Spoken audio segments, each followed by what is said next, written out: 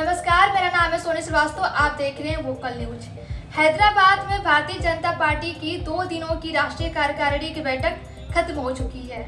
इस बैठक में भाजपा ने अगले 2 सालों में 18 राज्य जीतने के साथ साथ लगातार तीसरी बार केंद्र की सत्ता हासिल करने के लिए रणनीति बनाई है।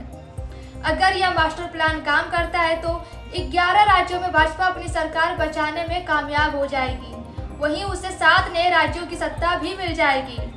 2022 में गुजरात और हिमाचल प्रदेश में चुनाव होने हैं, जिसके लिए बीजेपी ने अपनी तैयारियां जोरों शोरों से शुरू कर दी है। प्रधानमंत्री नरेंद्र मोदी लगातार इन दोनों राज्यों का दौरा भी कर रहे हैं।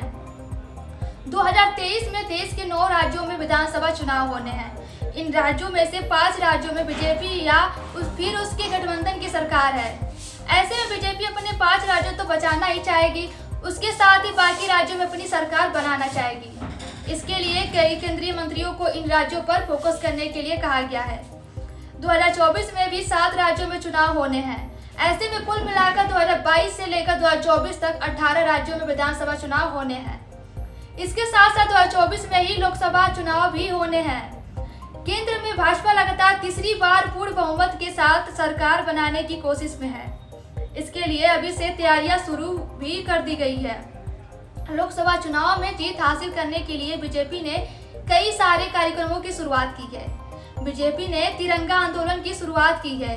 इसके जरिए भाजपा देश के राष्ट्रवादी लोगों को अपने साथ जोड़ने का काम करेगी, खास तौर पर उन युवाओं को जो पहली बार वोट डालेंगे।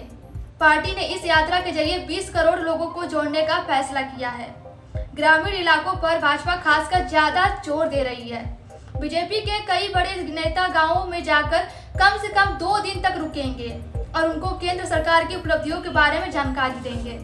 तो वहीं पार्टी ने सर्जिकल स्ट्राइक, जम्मू कश्मीर से 370 हटाने और अयोध्या में राम मंदिर के निर्माण के मुद्दे पर आगे भी लोगों से बातचीत जारी रखने का फैसला लिया है।